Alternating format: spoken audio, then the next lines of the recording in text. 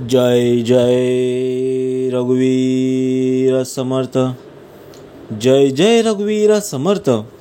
श्रीमद दासबोध दशक 8वा ज्ञानदशक मायत भावना. समास पहिला देवदर्शन निरूपण नाम. श्रीराम समर्थ. श्रोती व्हावे सावध, विमल ज्ञान बाळबोध, गुरु शिष्यांचा संवाद, अतिसुगम पर्येसा. जय सद्गुरु. समर्थांनी दशक 8वा ज्ञानदशक मायत भावना आणि त्यामधला समास पहिला देवदर्शन नाम. देवाचं दर्शन आणि आपल्याला आठवायचं आहे. समास आहे 8वा आहे. दशक मायत भाव किंवा ज्ञानदशक. समर्थ पहिल्या ओवीमध्ये सांगतायत, श्रोती व्हावे सावध, विमल ज्ञान बाळबोध, गुरु शिष्यांचा संवाद, अतिसुगम पर्येसा. म्हणजे समर्थ सांगतात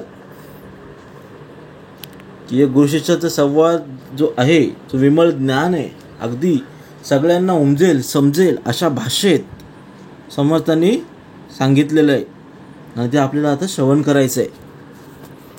नानाशास्त्र धांडोळीता, आयुष्य पुरेना सर्वता, अंतरी संशयाची वेता, वाढोची लागे. म्हणजे आपण जर नानाशास्त्रांचा शोध घेऊ लागलो तर आपल्याला खरोखर आयुष्य कमी आहे, अपुरं आहे.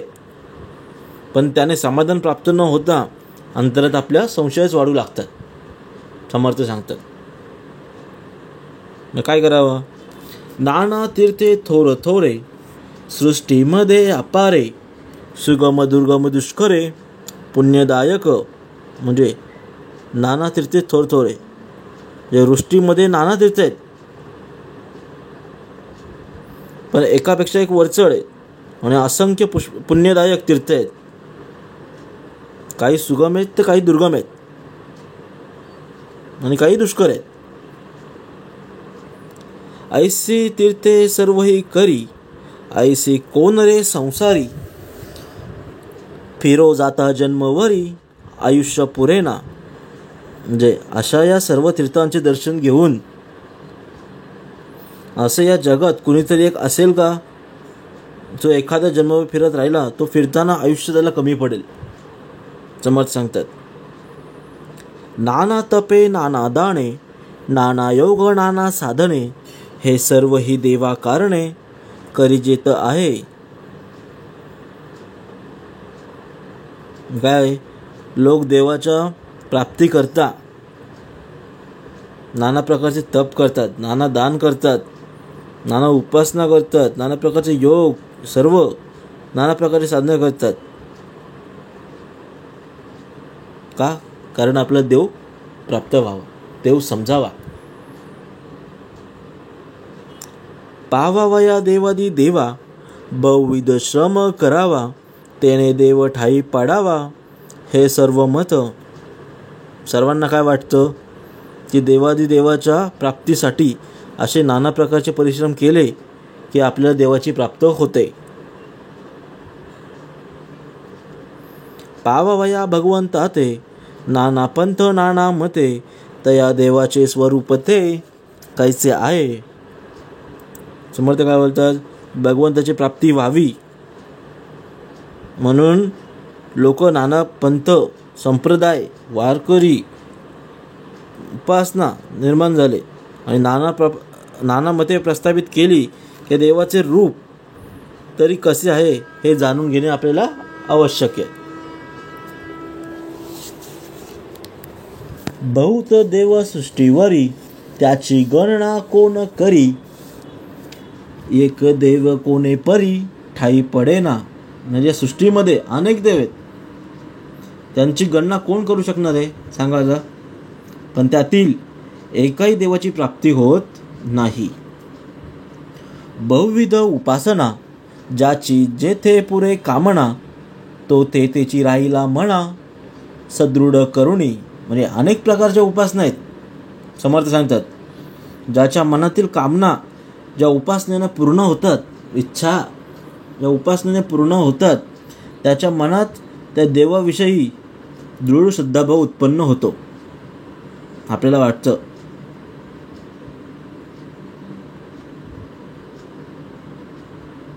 की लालबागचा राजा गणपती मी इकडे नवस केलंय की माझं इथे नवस पूर्ण होतो. जशी श्रद्धा आहे आपल्याला वाटतं की इथे गेल्यावर आपलं काम होईल, तसंच ज्यांच्या देवतेविषयी जी श्रद्धा आहे त्यांना तो भाव उत्पन्न होतो.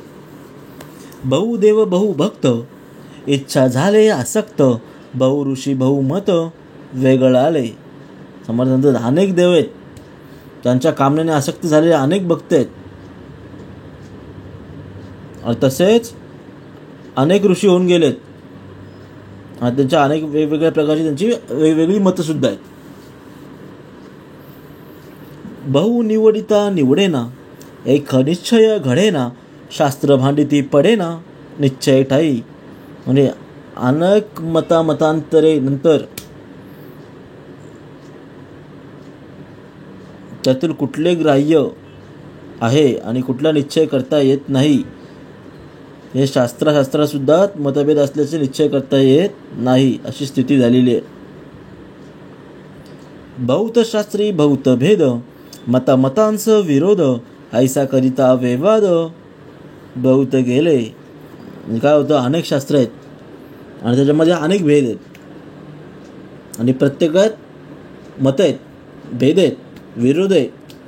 अशा प्रकारे विवाद करत राहिले तर अनेक लोक नाहीसे होतात.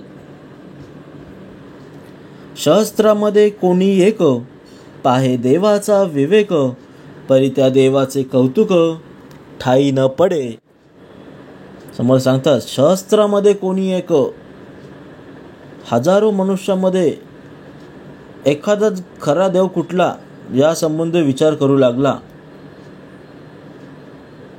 तो जगण्यासाठी मनुष्याचा प्रयत्न करू लागतो आणि खऱ्या देवाचे त्याला रहस्य त्याला कळून येत नाही.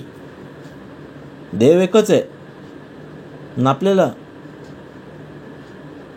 आपल्याला विचार येतो मनामध्ये खरा देव कोणता,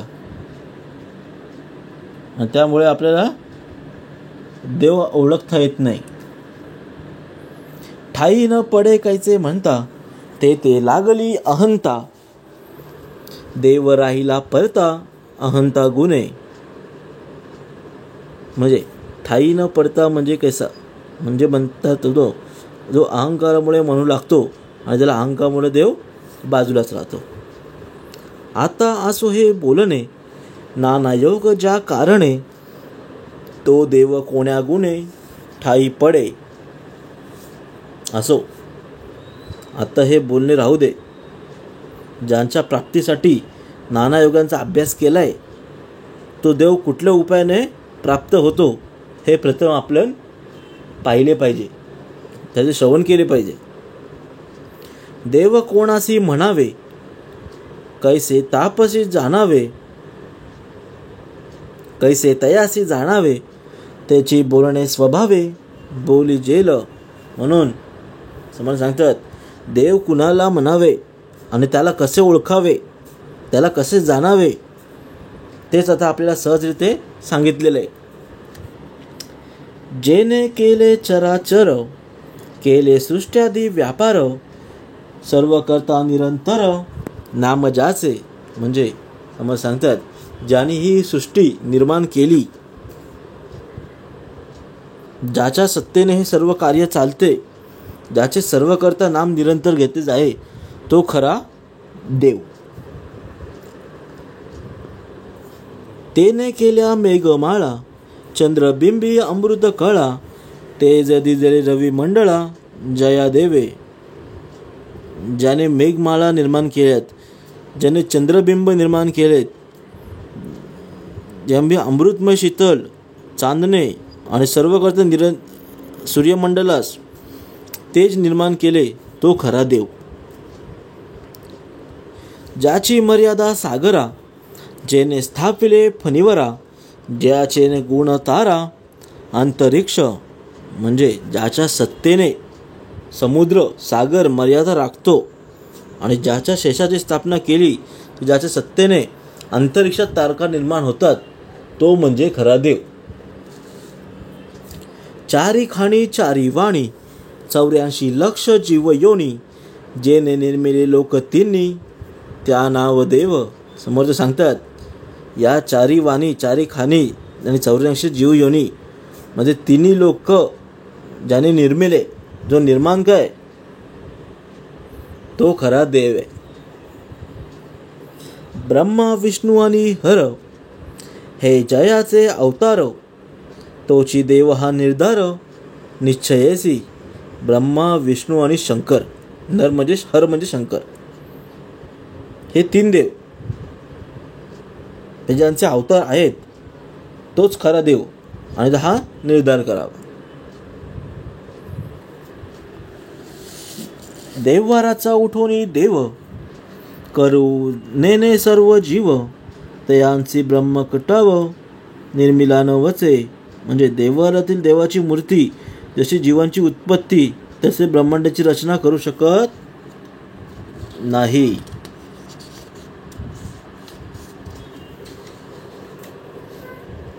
ठाई ठाई देव असती तेई केली नाही क्षती. चंद्र सूर्य ताराची मूर्ती तयाचे नव्हे. म्हणजे जागोजागी देव आहेत, पण पृथ्वी चंद्र सूर्य तारा मेघ इत्यादींची उत्पत्ती त्याच्यापासून होत नाही. सर्व करता तोची देव पाहू जाता वेव. ज्याची कळालीला लागव नेनती ब्रह्मादिक. म्हणून समज सांगतात या सर्वांना जो निर्माण करतो केलंय तोच खरा देव. पण त्याला पाहून जर तो निराकार असल्याने दिसत नाही आणि ब्रह्मादिक देवही त्याला कला लीला आणि कौशल्य जाणू शकत नाही. येथे आशंका उठली ते पुढील समासी फिटली. आता वृत्ती सावध केली पाहिजे श्रोती. श्रोत्यांचे मनामध्ये आशंका उत्पन्न झाली आणि त्याने निरसन पुढील समासात केले जाईल असं सांगतो आहे. असं ऐकण्यासाठी श्रोत्यांनी सावध व्हावे. समर्थ सांगतात पैस अवकाश आकाश काहीच नाही जो भकाश. त्याने निर्मळी वायोस जन्म झाला. म्हणजे या पोकळ आकाश जेणे काही आहे जे भकास आहे ते निर्मळ आकाशात प्रथम वायूचा जन्म झाला. त्या आकाशामध्ये प्रथम वायूचा जन्म झालाय. आपल्याला पुढे बघायचं आहे. वायूपासून झाला वन्नी, वन्नीपासून झाला पाणी.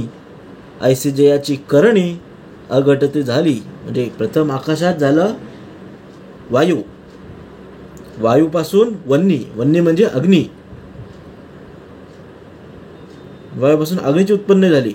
नंतर अग्नीपासून पाण्याची उत्पत्ती झाली. आणि त्या देवाची करणी ही अघटित आहे. पहिला आकाश, नंतर वायू, नंतर अग्नी, नंतर पाणी. उदकापासून सृष्टी झाली, स्तंभे वन उभारली. ऐसी विचित्री कळा केली या नाव देव. म्हणजे उदकापासून पृथ्वी झाली, सृष्टी झाली आणि खांबाशिवाय आदरशिवाय तिला उभारली. अशी विचित्र ज्याची कला आहे तो खरं देव आहे. देव निर्मली ती शिती, तिचे पोटी पाषाण होती. तयासीच देव म्हणती विवेकहीन. म्हणजे देवाने ही पृथ्वी निर्माण केली आहे, तिच्या पोटची दगड होतात, ती विवेकहीन माणसाने त्यालाच देव म्हणतात. ज्या आजूबाजूचे ते दगड असतील त्यांना पण सुद्धा देव मानतात. जो सृष्टी निर्माण करता तो हे सृष्टीपूर्वी होता. मग हे तयाची सत्ता निर्माण झाली. म्हणजे या सृष्टीचा जो निर्माता आहे तो या सृष्टीपूर्वी होता आणि त्याच्या सत्तेनंतर ती सृष्टी निर्माण झाली. समर्थ सांगतात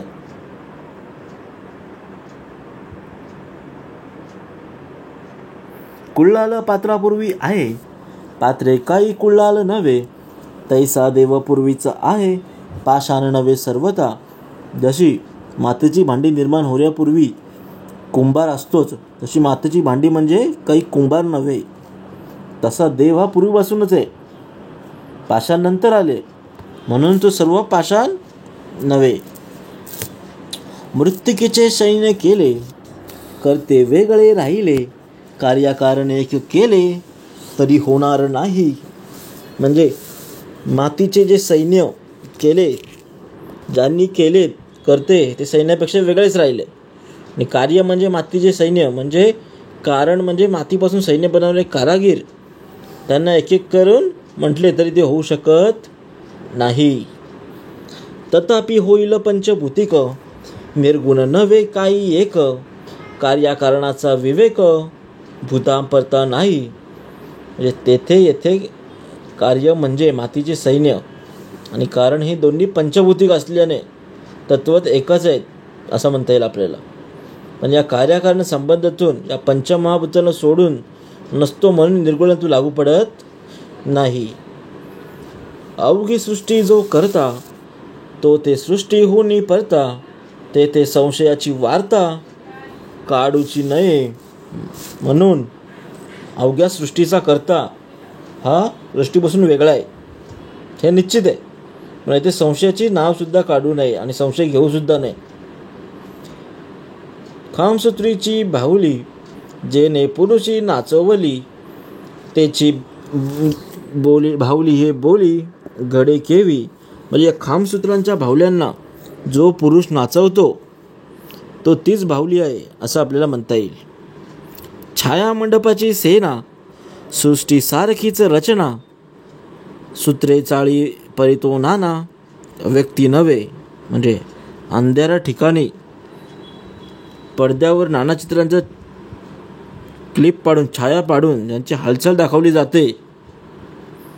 तसेच सेना जर दाखवली व त्या सेनातील शिपाई म्हणजे नाना व्यक्ती हालचाल करताना दाखवली तर सूत्री म्हणजे तो सूत्रधार एक नव्हे, ते सृष्टीसारखी रचना आहे असं म्हणता येईल. तैसा सृष्टी करता देव, परी तो नवे सृष्टी भाव, जेने केला नाना जीव, ते जीव कैसोनी. म्हणून सृष्टी करता देव हा त्या सृष्टीत नसतो आणि ज्याने नाना जीव निर्माण केले तो जीव असेलच कसा. जे जे जया करणे पडे, ते तो कैसे घडे, म्हणून वायूची बापुडे संदेह पडती. म्हणजे जो कोणी जे जे करतो ते कार्य म्हणजे तो असे कसे घडू शकेल.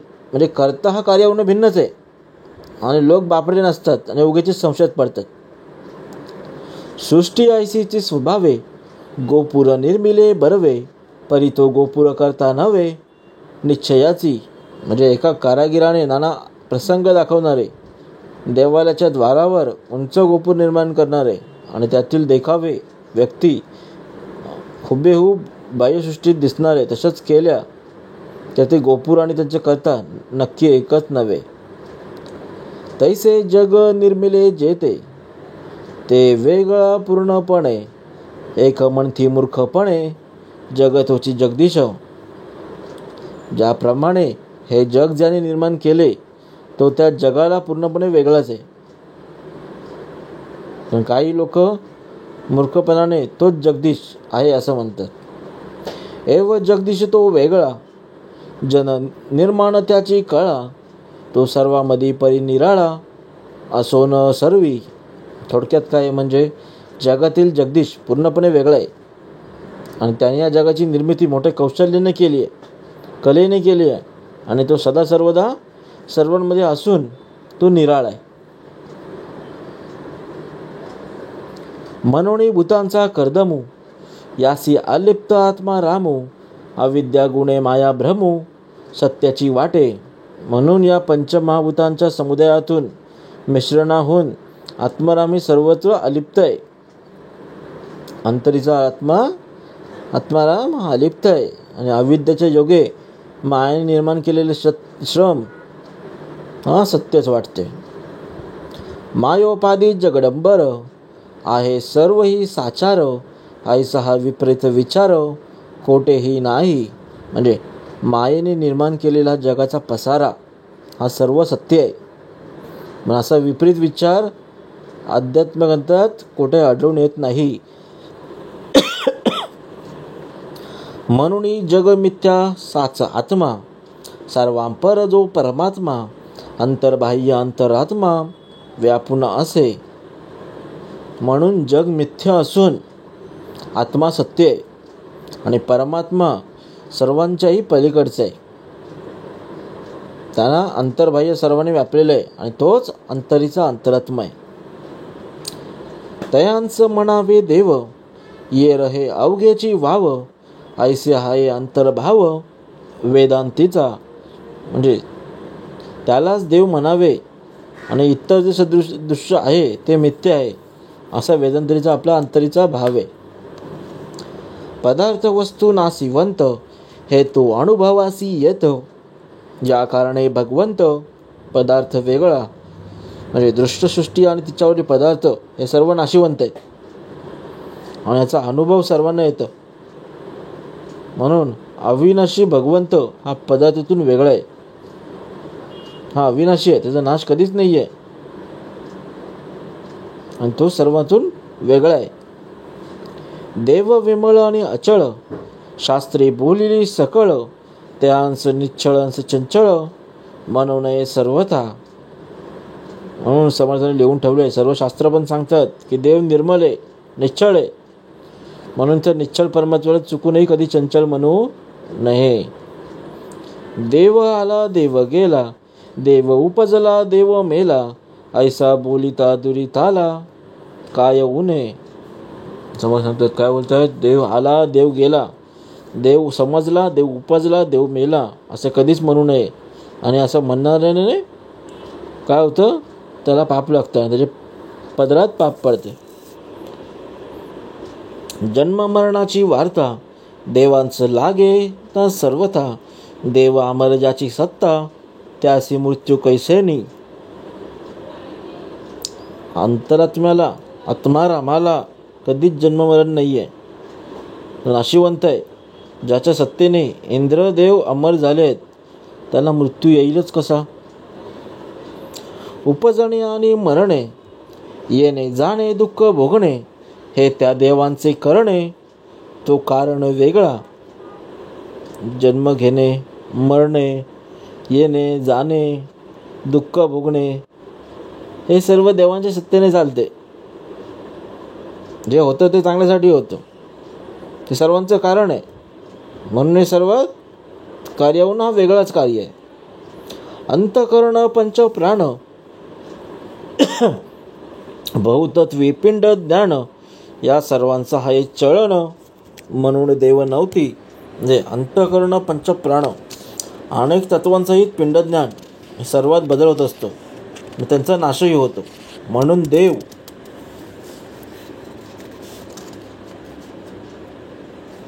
नसतं. एव कल्पने रहित, तया नाव भगवंत, देवपणाची मात ते नाही. म्हणजे इंद्रादी देवाचे देवपण कल्पंती नाश पावत असल्याने त्या देवाची मातब्बरी कल्पनारहित असलेल्या अविनाशी ब्रह्म स्वरूपाकडे म्हणजे भगवंतापुढे चालत नाही. तव शिष्य आक्षेपिले, तरी कैसे ब्रह्मांड केले, करते पण कारण पडले कार्यामध्ये.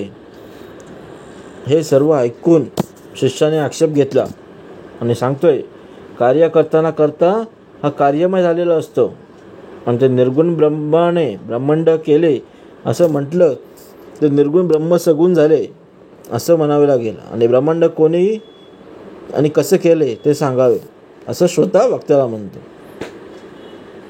दृष्टपणे दृष्टादृशी, जैसे पडे अनायसी, करतेपणे निर्गुणासी गुण तैसे. म्हणजे दृष्ट हा दृष्टपणे दृष्टभाग असताना नकळत त्या दृश्याचा एक भाग बनतो. आणि जसेच ब्रह्मांडाचा निर्गुण, ब्रह्मांडाचा करता निर्गुण म्हटला तर त्या निर्गुणाची ठिकाणी गुण आला कोठून. ब्रह्मांड करता कवन, त्या कैसे त्याची ओळखण, देव सगुण की निर्गुण, मज निरोपावा. म्हणून ब्रह्मांडाचा करता कोण, ब्रह्मांडाचा देव कोण, त्याची ओळख कशी पटवून घ्यावी, देव सगुण आहे की निर्गुण आहे हे आम्हाला समजून सांगा असं स्वतः म्हणतो. एक म्हणती त्या ब्रह्माते, इच्छा मात्रे सृष्टी करते त्या परते कोण आहे. एखादा कोणी म्हणतो की ब्रह्म इच्छे मात्र करून सृष्टी निर्माण करते, सृष्टी उत्पन्न होते, पण त्याकरती सृष्टीचा दुसरा करता कोण. आता असो हे बहु बोली, सकळ माया कोठून झाली, ते हे आता निरूपिली पाहिजे स्वामी. असो, आता हे अधिक बोलणं राहू दे. समोर सांगतात जे स्वामी हे सर्व माया कोठून आली ते आम्हाला समजावून सांगा. सर्वांचे प्रश्न ऐकून समर्थ सांगतात, असे ऐकून वचन वागता मने सावधान, पुढील समासी निरूपण सांगिजेल. शिष्याचे सर्व प्रश्न ऐकून वक्ता म्हणतो की पुढील समासात त्याचे निरूपण केले जाईल आणि ते तुम्ही श्रवण करा. ब्रह्मी माया कैसी झाली, पुढे असे निरूपिली, श्रोती उत्ती सावध केली पाहिजे आता. म्हणजे ब्रह्मापासून माया कशी उत्पन्न झाली याचे श्रवण, याचे वर्णन आपल्याला पुढील समासात दिलेले आहे आणि ते पुढे आपल्याला पुढच्या समासात श्रवण करायचं आहे. पुढे हेची निरूपण विषेद केले श्रवण, जेणे होय समाधान साधकांचे. म्हणजे पुढे हेच निरूपण केलेलं आहे, याच्यावरतीच आपल्याला निरूपण करायचं आहे. आपल्याला मन एकाग्र करून श्रवण करायचं आहे आणि हे श्रवण केल्यानेच आपल्याला समाधान प्राप्त होईल. समर्थ सांगतात, पुढे हेची निरूपण विषेद केले श्रवण, जेणे होय समाधान साधकांचे. इति श्रीदासबोधे गुरु शिष्य संवादे देवदर्शन निरूपण नाम समास पहिला. जय जय रघुवीर समर्थ.